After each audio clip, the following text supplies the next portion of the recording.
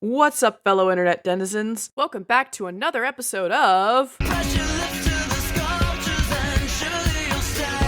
Let's talk about mass hysteria. Every so often, something causes a bunch of people to panic all at once, be it tainted grain, Dungeons and Dragons, or even just a couple of nuns meowing at each other. One type of hysteria that I haven't seen too many people talk about on YouTube, aside from Mini Minuteman, is vampire hysteria. So, without further ado, let's talk about some vampire panics that you probably haven't heard of. Let's begin our journey in Europe, specifically the Balkans. Petar Blagojevic was a peasant from the isolated village of Kislejevo in Serbia, who lived from 1662 to 1725 and lived about as normal of a life as any other Serbian peasant. In death, however, he inspired mass hysteria. When he died, villagers began reporting seeing Blagojevic at odd hours of the night, and over the course of the next few days, 9 people died of a mysterious illness, and a lot of victims claimed they felt drained before they succumbed. This only fanned the flames of panic, and many people began to believe that Blagojevic was rising from the grave at night. Rumors of the incidents traveled all the way to Austria, which sent a delegation to document them. So the villagers decided to exhume Blagojevic, and they found his body with longer hair and nails and seemingly completely intact. And so the villagers staked him, decapitated him, and burnt him. Now, the Austrian officials published their reports in all their bloody detail and sent them throughout Europe, inspiring curiosity, skepticism, and fear. Of course, this wasn't the first vampire panic in Europe, but I believe that it might have been the first widely publicized incident. Also in Serbia, we have Sava Savanovic. Legend has it that he ran a watermill in the early 1700s, and anyone who came to buy flour never came back. One day, a customer found him dead with 2 holes in his neck and a yellow butterfly in his mouth. Now, after a while, a man and his wife took over the abandoned watermill, and business boomed for a while until Sava returned.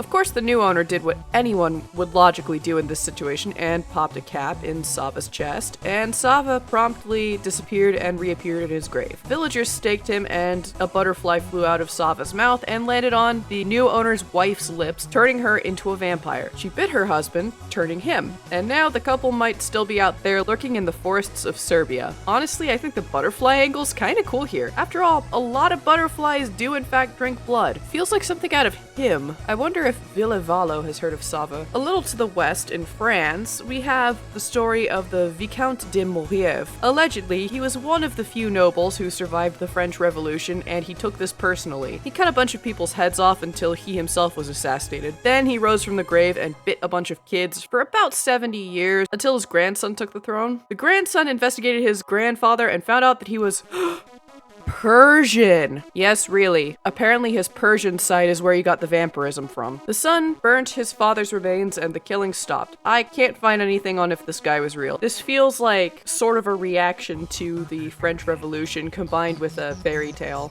Let's head north to England now, where in Crogland Grange, there was supposedly a spate of vampire attacks during the 1870s. This family decided to rent their home out to some tenants, and one of these tenants saw 2 bright lights flickering towards the edge of their lawn and realized those were eyes of someone creeping closer and closer to the window. This individual allegedly opened the tenant's window slowly and creepily and bit her on the throat. So her family did the logical thing and fled to Switzerland and stayed there for the rest of their lives, never to— oh, who am I kidding? After a teensy bit of time in Switzerland, they came back because the victim missed the mystique of the place. To their credit, they did bring guns this time. Next time the creature tried to crawl through the window, her brother shot it and it ran into a mausoleum. The following day, the brothers and some townsfolk went to investigate the mausoleum, found the corpse with a bullet hole where they had shot it, and they burnt the corpse. This might have been a fabrication. In fact, a lot of people, even when this story first circulated, have connected this to Varney the Vampire, which is a Penny Dreadful series from a couple decades before the vampire sightings began. The way the vampire creeps up to the window appears to be almost spot on to what the victims claimed. I am not reading that book anytime soon, though. That tome is 900 pages long and allegedly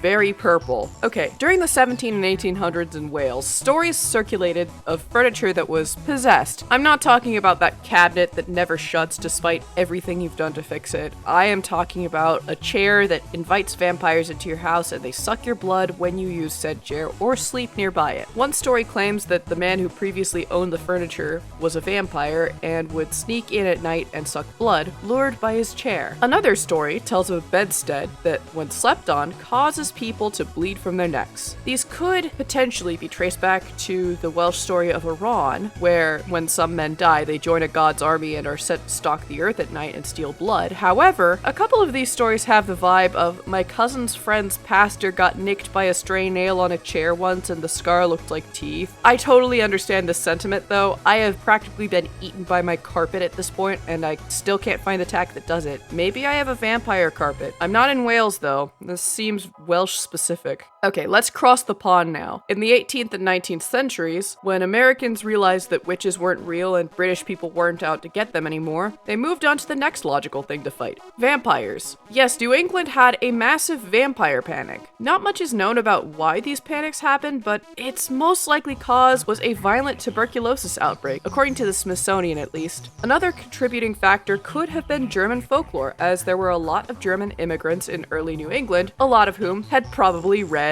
the reports from the Petar Blagojevich incident. A lot of people are still actually finding coffins in New England where the bones are rearranged, broken, and or burned. The worst incidents of this panic were the Jewett City vampires and the mutilation of Mercy Brown. Now, the Jewett City vampire panic happened in the mid-1800s in Jewett City, Connecticut. Surprise, surprise! The Ray family got struck by a series of nasty cases of tuberculosis, which killed one family member after another. 3 years into this, the fourth victim, Henry, fell ill and the family began to dig up family members looking for answers. They thought that one of their dead relatives was rising from his grave at night and stealing the blood of their family members, so they dug up the graves of Henry's brothers Lemuel and Alicia and burnt them. Henry is thought to have survived, as we don't have a death date for him. Now, Mercy Brown's case happened several decades later in the 1890s in Rhode Island. Several members of the Brown family died from a mysterious illness, likely also tuberculosis, and the townsfolk believed that one of the dead was coming back to life and sucking their blood. Upon digging up Mercy Brown, who had died just a couple months prior at age 19, they found she was intact, her hair and nails were longer, and when hit by a shovel, fresh-looking blood came out. So the townsfolk mutilated her corpse, ripped her heart out, and burnt it, and then used the ashes as medicine for another family member who was dying from said mysterious illness. He didn't make it. Now, it's worth noting that Mercy Brown was buried during a cold winter, which is probably the reason that she had not begun visibly decaying yet. Let's go south to Richmond, Virginia, and a little further ahead in time. In the 1920s, a group of engineers was fixing a poorly constructed train tunnel when it collapsed. Witnesses claimed that this large, bloody humanoid with jagged teeth was seen fleeing the scene, running into the mausoleum of Mr. W.W. Poole, who had died sometime earlier. The vampire is said to live there to this day. According to local news site WTVR, though, the vampire was just a regular fireman named Benjamin Mosby, who escaped the tunnel collapse and notified the town before he died in the hospital. He was battered with chipped and missing teeth, blood coming from everywhere, severe burns, flesh hanging off of him, and arms flailing in front of him because he could barely see anything. I feel awful for this guy. Imagine coming out of a tunnel collapse, your body is fucked up beyond all recognition, and you are manically searching for someone to help your comrades who are all likely dead, and the only thing you are remembered for is not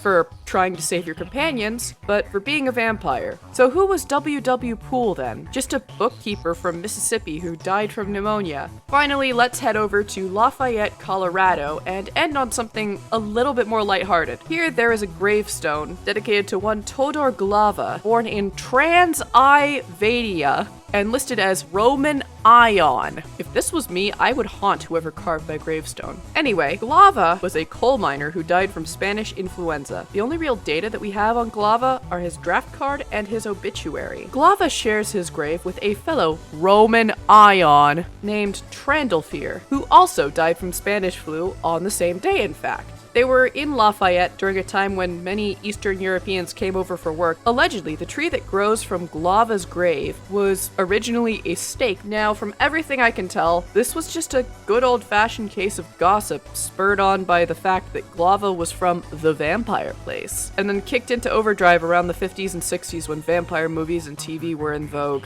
Also, it's unlikely he was staked. By 1918, most American vampire panics were rightfully seen as superstitious hysteria, and furthermore, Furthermore, Spanish flu was a known pandemic. It's not like tuberculosis where victims suddenly look pale, lose weight, and start coughing blood. There's a completely different set of symptoms we're talking about. Think of it this way. In 50 years, some kid will probably stumble upon the grave of a COVID victim with the last name Von Zarovic or something like that and spread rumors because that's a vampire name. This wasn't really hysteria at all. This was just dumb gossip. Now, normally with my critter videos, I like to do a tier ranking, but this was a little bit too dark for that. I can't really imagine myself doing haha quippy tier ranking when some people actually died pretty gruesomely here. I do still think these are worth talking about as an exploration of human panic and the spread of gossip, because I find hysteria as a whole to be quite interesting. Next week, we're tackling something a bit more lighthearted, so look forward to that. I've been Alien Daydreamer, and I am out. Bye!